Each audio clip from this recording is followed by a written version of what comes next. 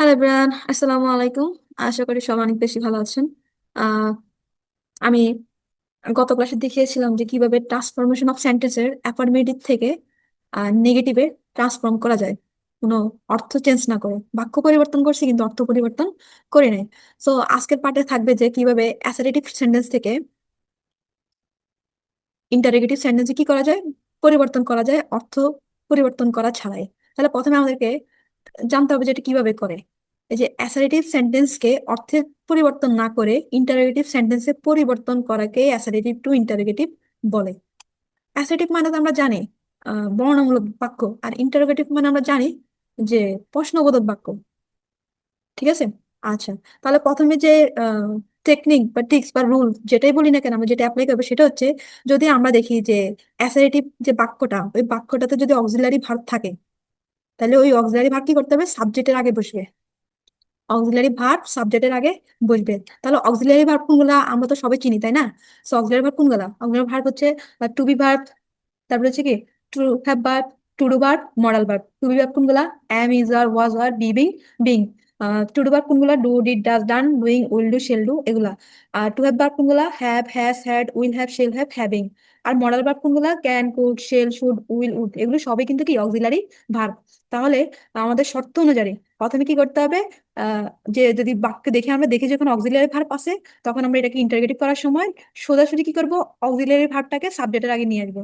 যেমন আমরা যদি একটা উদাহরণ দেখি, হি ইজ এ অনেস্ট, সে হয় সৎ। এখানে অক্সিলারি ভার্ব কোনটা? ইজ। তাহলে এখন এটাকে কি করতে বলছে, ইন্টারোগেটিভ করতে বলছে। তার আগে বলি এই বাক্যটা কিন্তু অ্যাসার্টিভ সেন্টেন্স, বর্ণনামূলক বাক্য। আমরা সবাই নিশ্চয়ই অ্যাসার্টিভ সেন্টেন্স চিনি।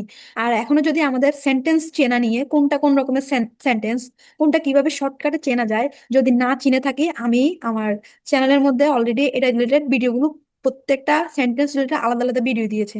আমি আশা করবো যদি এই ক্লাসে সেন্টেন্স চিনতে অসুবিধা হয় বা সমস্যা হয়, তাহলে কি করবো, ওই যে আগের যে ক্লাসগুলো আছে ওই ক্লাসগুলো দেখে আসবো, কেমন?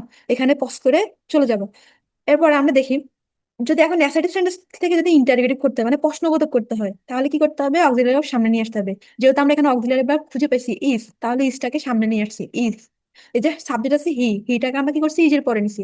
আমরা অলরেডি বলে দিছি যে সাবজেক্টের আগে অক্সিলারি ভার্ব যাবে, তাহলে সাবজেক্টের আগে অক্সিলারি ভার্ব আসছে। এরপরে কি হবে, যদি এই বাক্যে নট না থাকে, যেমন হি ইজ অনেস্ট, সে হয় সৎ, এখানে কি না বোধক কোনো কথা বলছে? অবশ্যই বলে নাই। তাহলে কি করতে হবে, না বোধক এবং কোশ্চেন মার্ক করতে হলে অবশ্যই একটা নট আনতে হবে। আর যদি নট দেওয়া থাকতো সেক্ষেত্রে এখানে করার সময় নট প্রয়োজন হতো না। যেহেতু এখানে নট ছিল না, তো এখানে অবশ্যই নট একটা আনতে হবে। এরপরে আমরা কি করব, অনেস্ট যেভাবে আছে এভাবে লিখে দিব। আর যেহেতু এটা ইন্টারোগেটিভ করতে বলছে, অবশ্যই বাক্যের শেষে কি থাকবে, একটা কোশ্চেন মার্ক থাকবে। আর আমরা ইন্টারোগেটিভ সেন্টেন্স কিভাবে চিনি, তার মধ্যে একটা শর্টকাট হয়ে যাচ্ছে কি, বাক্যের মধ্যে অবশ্যই একটা প্রশ্নবোধক চিহ্ন থাকবে। সো আশা করি এই সেন্টেন্স আপনারা বুঝতে পারছেন। এরপর পরবর্তী উদাহরণ যদি আমরা দেখি, দে ক্যান সুইম, তারা সাঁতার কাটতে পারে। হ্যাঁ, তাহলে এখানে অক্সিলারি ভার্ব কোনটা? ক্যান। আর সাবজেক্ট কোনটা? সাবজেক্ট হচ্ছে দে। সাবজেক্ট হচ্ছে কোনটা? দে। তাহলে আমরা কি করবো, ক্যানটাকে দে এর আগে নিয়ে যাবো যদি ইন্টারোগেটিভ করি। যেমন ইন্টারোগেটিভ সেন্টেন্স আবার আসি, এই যে ক্যান, প্রথমে আমরা ক্যান আনছি, এরপরে কাকে আনছি, সাবজেক্ট দে। তারপরে এখানে দে ক্যান সুইম, এখানে কিন্তু নট নাই, সেজন্য আমরা এখানে কি করছি, নট আনছি। ক্যান দে নট সুইম, ওকে। আর বাক্যের শেষে অবশ্যই কি আনছি, প্রশ্নবোধক চিহ্ন আনছি। সো আমাদের মানে একদম সোজা, যে আমরা অ্যাসেট থেকে ইন্টারভিউ একদম ইজি। এর পরবর্তীতে, she will come, she will come, এটা হচ্ছে একটা অ্যাসার্টিভ সেন্টেন্স। এখানে অক্সিলারি ভার্ব আছে উইল, অক্সিলারি ভার্ব আছে কি, উইল, যেটা আমরা মরাল ভার্ব হিসেবেও চিনি। তাহলে আমরা এটা উল্টাকে কি করব, সাবজেক্টের সামনে নিয়ে আসবো। তাহলে সাবজেক্টের সামনে নিয়ে আসছি, সাবজেক্টটা কি, শি। তাহলে will she not come, will she not come, okay. আচ্ছা, এখন যদি আমরা রুল টু খেয়াল করি, রুল টুতে কি বলা আছে, যে অ্যাসার্টিভ যদি নট না থাকলে ইন্টারগেটিভে নট আনতে হবে। যদি নট না থাকে তাহলে নট আনতে হবে। যদি পজিটিভ স্টেটমেন্ট থাকে তখন নেগেটিভ কোয়েশ্চেন করতে হলে নট আনতে হবে। যেমন Naim is a good student, তাহলে আমাদের নিয়ম অনুযায়ী এখানে যে অক্সিলারি ভার্ব আছে ইজ, ইজটাকে আমরা কোথায় নিয়ে আসবো, সামনে নিয়ে আসবো। ইজ সামনে নিয়ে আসছি। কার সামনে আনতে বলছি, সাবজেক্টের সামনে, নাইম। ঠিক আছে, is a Naim a good student, কিন্তু আমাদের কি করতে হবে, নট আনতে হবে। যদি পজিটিভ ভাইব দেয় তাহলে ইজের সাথে কি করবো, নট আমরা শর্ট ফর্মে যোগ করে দিচ্ছি, is not Naim a good student, okay. আচ্ছা, এরপরে বলছি হি ক্যান হেল্প মি, তাহলে ক্যান তো পারাই, যে ক্যানটা হচ্ছে এখানে মডাল ভার্ব। যখন এটাকে আমি ইন্টারগ্রেট করবো তখন এখানে ক্যানটা আগে নিয়ে আসবো সাবজেক্টের আগে। আর যেহেতু এটা একটা নেগেটিভ ভাইব, যেহেতু এটা হি ক্যান হেল্প মি, সে আমাকে সাহায্য করতে পারে, এটা যেহেতু একটা পজিটিভ স্টেটমেন্ট, তাহলে এটাকে নেগেটিভ করতে হলে কি করতে হবে, ক্যানের সাথে নট নিয়ে আসতে হবে। He can not he help me, okay. So আশা করি এই দুইটা রুলে আপনাদের কোনো সমস্যা নাই। এর পরবর্তীতে আমরা যদি পরবর্তীগুলো দেখি,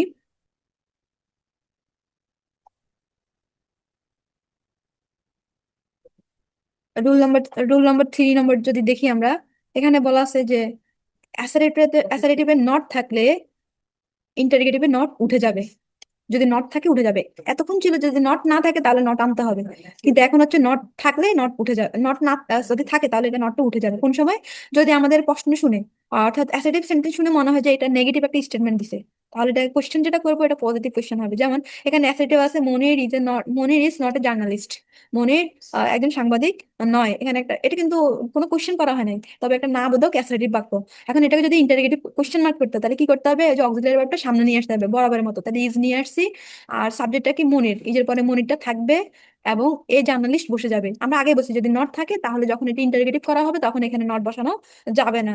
সো আমরা ওইটাই করছি, নটটা এখানে আর বসাই নাই, যেহেতু এটা পজিটিভ স্টেটমেন্টে, নেগেটিভ স্টেটমেন্টে ছিল। সো যখন কোশ্চেনটা পজিটিভ স্টেটমেন্টে চলে আসছে তখন এখানে নট বসানোর কোনো দরকার নাই। এবার আমরা যদি পরবর্তী সেন্টেন্স খেয়াল করি, the lady was not pair, তাহলে এখানে আহ auxiliary verb কোনটা? ওয়াজ। ওয়াজটা কি করবো আমরা? সামনে নিয়ে আসছি, ওয়াচ। তারপরে কি বলছে? সাবজেক্ট কোনটা? দা লেডি। তাহলে দা লেডিটা আমরা কি করছি? নিয়ে আসছি, দা লেডি। এখন এখানে আরেকটা ওয়ার্ড দিচ্ছে, যেমন এখানে আছে নট, যেহেতু এটা একটা নেগেটিভ স্টেটমেন্ট দিছে এবং নেগেটিভ অ্যাসার্টিভ সেন্টেন্স, সো এটা ইন্টারগেটিভ করার সময় আমরা নট অবশ্যই আনবো না। সো আমরা এখানেও কি করছি? ইন্টারগেটিভ করার সময় নটটা বসাই নাই। So was the lady fair. Okay, আশা করি অ্যাসার্টিভ থেকে ইন্টারগেটিভ আপনারা এতটুকুতে অনেকটা ক্লিয়ার হয়েছেন। যারা বুঝেন নাই বা এখনো বুঝে উঠতে পারছেন না, আমি আশা করবো ভিডিওটা আপনারা আবার প্রথম থেকে টেনে দেখবেন এবং প্রত্যেকটা রুলস এবং নিয়ম আপনারা কি করবেন? খাতায় লিখে লিখে প্র্যাকটিস করবেন। আর যেহেতু আমি এটার কোনো পিডিএফ দিচ্ছি না, আপনারা কি করবেন? ভিডিও চলাকালীন সময়ে আপনারা এটা ইয়ে নিয়ে নেবেন, স্ক্রিনশট নিয়ে নেবেন। ওকে, এখন অ্যাসার্টিভ টু ইন্টারোগেটিভের আরেকটা রুল দেখি বা আরেকটা ট্রিক্স দেখি, সেটা হচ্ছে যদি আমাদের অ্যাসার্টিভ সেন্টেন্স কিন্তু কি নাই? অক্সিলারি ভার্ব নাই। অ্যাসার্টিভ সেন্টেন্স ঠিক আছে কিন্তু অক্সিলারি ভার্ব নাই। যদি অক্সিলারি ভার্ব না থাকে তাহলে কি করতে হবে? প্রয়োজন অনুসারে টু ডু ভার্বের ব্যবহার করতে হবে। তাহলে টু ডু ভার্বের কোন জিনিস, কোন ভার্বগুলো আসবে? ডু ভার্ব আসবে, ডাজ ভার্ব আসবে, ডিড ভার্ব আসবে। ঠিক আছে, যদি কখন আসবে? যদি ওই সেন্টেন্সটা প্রেজেন্ট ফর্মে থাকে তাহলে আমরা আনবো ডু। যদি ওই সেন্টেন্সটা ফার্স্ট ফর্মে থাকে তাহলে আমরা আনবো ডিড। যদি ওই ভার্বের সাথে এস বা ইয়েস থাকে তাহলে আমরা আনবো কি? ডাস। ওকে, যদি এখন আমি যদি এক্সাম্পলের সাহায্যে দেখাই, যেমন আই লাভ মাই মাদার। এখন আইটা সাবজেক্ট, আয়ের পরে লাভটা ভার্ব, কিন্তু লাভটা কি অক্সিলারি ভার্ব? অবশ্যই না। যেহেতু অক্সিলারি ভার্ব না, সেক্ষেত্রে আমরা কি করতে হবে? লাভটা কোন ফর্মে আছে সেটা খেয়াল করতে হবে, যে লাভটা আছে কোন ফর্মে? প্রেজেন্ট ফর্মে। যেহেতু প্রেজেন্ট ফর্মে আছে সেই ক্ষেত্রে আমরা এটা ইন্টারগেটিভ সময় কি করবো? এই যে ডুটা ব্যবহার করবো। ঠিক আছে, তাহলে এটা ডুটা লিখছি, ডু। আমরা ওইখানে একটা নিয়ম পড়ছিলাম, যদি পজিটিভ স্টেটমেন্ট দেওয়া থাকে, নট না থাকে, তখন এটা ইন্টারগেটিভ করার সময় কি করতে হবে? নট আনতে হবে। তাহলে কার সাথে নট আনবো? ডুর সাথে। তাহলে ডুর সাথে নট যুক্ত হলে এভাবে লিখতে হবে, ডোন্ট, তারপরে আই লাভ মাই মাদার, যেভাবে সেভাবে বসে যাবে। যেহেতু এটা ইন্টারগেটিভ করছি সেজন্য বাক্যের শেষে কি থাকবে? একটা কোয়েশ্চেন মার্ক থাকবে। ওকে, আই হোপ এটা আপনারা বুঝতে পারছেন। ওকে, আচ্ছা, এবার যদি আসে you play cricket. You play cricket, দেখেন এই বাক্য কিন্তু কোনো অক্সিলারি ভার্ব নাই, আছে নাই। ইউটা সাবজেক্ট, প্লেটা একটা রেগুলার ভার্ব, আর হচ্ছে ক্রিকেটার তো খেলা করা। সো এখানে কোনো অক্সিলারি ভার্ব নাই, সেই ক্ষেত্রে প্লেটাও কিন্তু ভার্বের কোন ফর্মে আছে? প্রেজেন্ট ফর্মে আছে। সো প্রেজেন্ট ফর্মে থাকলে কি আনতে হবে? ডু আনতে হবে। তাহলে আমরা সেম এখানেও ডু আনছি। আরেকটা জিনিস খেয়াল করেন, এই বাক্যে কিন্তু নট নাই, আছে। এটা একটা পজিটিভ স্টেটমেন্ট আলা বাক্য, ঠিক আছে, এখানে কোনো নট নাই। সেক্ষেত্রে আমরা কি করবো? ডুর সাথে নট আনবো, ডোন্ট। আর বাকিটা যেভাবে আছে এভাবে বসে যাবে, ইউ প্লে ক্রিকেট। আর যেহেতু এটা ইন্টারোগেটিভ সেন্টেন্স, তো বাক্যের শেষে একটা কি থাকবে? কোয়েশ্চেন মার্ক থাকবে। তাহলে পুরো বাক্যটা হবে don't you play cricket. I hope এতটুকু বুঝতে পারছেন। এর পরবর্তীতে এবার আমরা ফার্স্ট ফর্মে যদি থাকে তখন আমরা কি করব? আমরা অবশ্যই দেখছি যে ফার্স্ট ফর্মে থাকলে আমরা বসাবো ডিড। পাস্ট ফর্মে যদি থাকে তখন আমরা আনবো কি? ডিড। তাহলে সাবজেক্টটা দেখি, সরি সেন্টেন্সটা দেখি। অ্যাসার্টিভ সেন্টেন্সে হি হেল্পড মি, সে আমাকে সাহায্য করেছিল। এখন দেখেন এখানে কোনো অক্সিলারি ভার্ব নাই, আছে নাই, কিন্তু এখানে একটা ভার্ব আছে হেল্প। হেল্পের সাথে কি আছে? ইডি যুক্ত আছে। ইডি যুক্ত হওয়া মানে এটা ভার্বের ফার্স্ট ফর্মে আছে। যদি ভার্বের ফার্স্ট ফর্মে থাকে তাহলে আসবে কি? ডিড। এই যে আমরা এখানে ডিড লিখছি। ওকে, ডিড।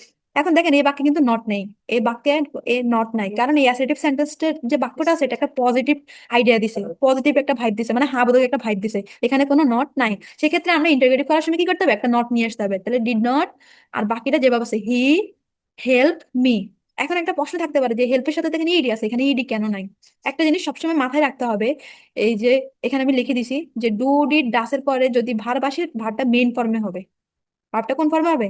মেন ফর্মে হবে। ভার্বটা যে ভার্বই হোক না কেন, ডু ডিড ডাজ এর পরে ভার্ব আসলে এটা মেন ফর্মে হয়ে যাবে। তাহলে এই জন্য এখানে হচ্ছে ডিড হি হেল্প মি। ওকে, এরপরে আছে দে ওয়েন্ট দেয়ার। এরপরে অ্যাসেন্ট আছে কি, দে ওয়েন্ট দেয়ার, তারা সেখানে গিয়েছিল নাকি। এখানে ভার্বটা হচ্ছে ওয়েন্ট। এখন ওয়েন্টটা ভার্বের কোন ফর্মে আছে? ভার্বের ফার্স্ট ফর্মে আছে। আর সাবজেক্টটা কি, দে। আবার এই বাক্যে দেখেন কোনো নো নাই, নট, নো অথবা নট নাই। সেক্ষেত্রে কি করতে হবে? ওয়েন্ট থাকলে, যেহেতু এটা ফার্স্ট ফর্মে আছে, তাহলে অবশ্যই ডিড আসবে। কি আসবে? ডিড। যেহেতু বাক্যে নো নাই, সেজন্য এখানে আমরা কি করছি, নট আনছি, ডিড নট হয়ে গেছে। ওকে, অথবা ডিডেন্ট হয়ে গেছে। আর বাকিটা যেভাবে সেভাবে বসেছে, দে ওয়েন্ট দেয়ার না হয়ে দে গো দেয়ার এসে। আমি সেম সেম কথাই বলতেছি, যে ডু ডি ডাসের পরে যদি ভার্ব আসে, ওই ভার্বটা তার মেন ফর্ম বুঝবে। তাহলে এখানে ওয়েন্ট তো কি, যাওয়া না, ওয়েন্টের মেন ফর্ম হচ্ছে কি, গো। গো তো যাওয়া, এই গোটা বসে গেছে, দে গো দেয়ার। ওকে, আই হোপ এতটুকু পর্যন্ত আপনারা ক্লিয়ার। এরপরে যদি না বুঝেন, আমি ভিডিও দেওয়ার পর আপনারা ট্রেনে কি করবেন, ভিডিওটা আবার দেখবেন। ওকে, এবার আসেন, যদি ভার্বের সাথে এস বি ইএস থাকে, এস বি এস থাকলে কি হবে, ডাস বলবে। এস বি এস থাকলে কি বসবে, ডাস বলবে। যেমন শি লাভস মি, এখানে ভার্বটা হচ্ছে কি, লাভ, লাভের সাথে কি আছে, লাভস মি। তাইলে এখন কি করতে হবে, লাভের আহ লাভ যেহেতু আছে, লাভের সাথে ইয়েস আছে, তাহলে কি আসবে, ডাস। তাহলে ডাস লিখছি। তারপর একটা জিনিস খেয়াল করেন, এখানে কিন্তু নোট নাই বা নো নাই, মানে এটাও কিন্তু একটা পজিটিভ অ্যাসারেটিভ সেন্টেন্স। ওকে, সেক্ষেত্রে আমাদের কি করতে হবে, ডাজ এর সাথে নট নিয়ে আসতে হবে। তাহলে ডাজ নট হয়ে গেছে। তারপরে সাবজেক্টটা কোনটা, শিটা বসে গেছে নাকি। এরপরে আছে লাভস, লাভস আছে না, এই যে লাভস ইয়েস, এই লিয়েস ইয়েস হবে না। আমরা আগে বলছি যে ডু ডিড ডাস এগুলো পরে মেন ভার্বটা বারবার বেস ফর্মে হবে। তাহলে বারবার বেস ফর্ম কি, লাভসের বেস ফর্ম হচ্ছে লাভ। তাহলে শি লাভস মি। আর যেহেতু এটা ইন্টারগেটিভ সেন্টেন্স, অবশ্যই বাক্যের শেষে কি থাকবে, একটা কোশ্চেন মার্ক থাকবে। আই হোপ এতটুকু পর্যন্ত বুঝতে পারছেন। এর পরবর্তী সেন্টেন্স দেখেন, করিম রিডস বুক। করিম বইগুলো পড়ছে নাকি, অথবা করিম বই পড়ছে, এমন কিছু।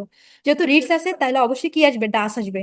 কারণ বার্বের সাথে কি আছে, আর এডি, রিড, এই যে এস যুক্ত হয়েছে, তার মানে রিডস আছে, এস বি এ যুক্ত, ফর্ম হলে কি বসবে, ডাস বসবে। সেই জন্য আমরা ডাস আনছি। ওকে, এরপরে দেখেন এই বাক্যে কিন্তু নো বা নট নাই, আছে নাই, না থাকার কারণে এখানে কি হয়েছে, ডাজ নট হয়ে গেছে। এখানে কি হয়ে গেছে, ডাজ নট হয়ে গেছে। সো ডাজ নট করিম, এই যে রিড, রিডস না বসে রিড কেন বসে, আশা করি বুঝতে পারছেন। রিড বুকস, আর বাকিটা যেভাবে সেভাবে বসে গেছে, আর বাকি শেষে একটা কি হয়েছে, কোশ্চেন মার্ক যুক্ত হয়েছে। সো এতটুকু পর্যন্ত আশা করি ক্লিয়ার। যদি কোনো কোশ্চেন থাকে করতে পারেন, কোনো সমস্যা নাই, আনমিউট করে কোশ্চেন করতে পারেন।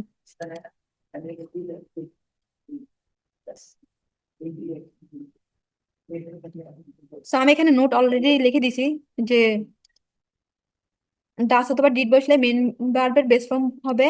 যেমন লাভস থাকলে লাভ হয়ে যাবে, গোস থাকলে গো হয়ে যাবে, হেল্প থাকলে হেল্প হয়ে যাবে।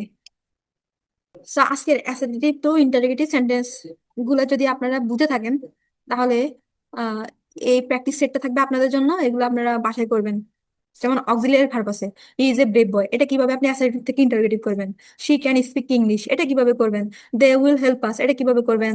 দ্য বয় ওয়াজ অনেস্ট, এটা কিভাবে করবেন। হি ইজ নট কেয়ারলেস, এটা কিভাবে করবেন। সো আমি ওখানে কিন্তু তিনটা রুলে দেখাইছি, যে অক্সিলারি ভার্ব আছে কিভাবে করতে হবে, অক্সিলারি ভার্ব নেই তখন কিভাবে করতে হবে, আর যদি কোনো স্পেশাল কোনো চেঞ্জ থাকে তাহলে কিভাবে করতে হবে। ঠিক আছে, সো আপনারা অবশ্যই এখানে কয়টা বাক্য আছে, 1 2 3 4 5 6 7 8 9 10টা বাক্য আছে। এই 10টা বাক্যর হোমওয়ার্ক করবেন, বাসার মধ্যে খাতার মধ্যে নোট করবেন, প্রত্যেকটা রুলস লিখবেন। রুলস লিখে লিখে নিয়মগুলো, এই সেন্টেন্স গুলো চেঞ্জ করবেন, করার পর গ্রুপে, হোয়াটসঅ্যাপ গ্রুপে জমা দেবেন। ঠিক আছে, সো ভালো থাকবেন। ক্লাস আজকের মতো এখানেই শেষ। আসসালামু আলাইকুম।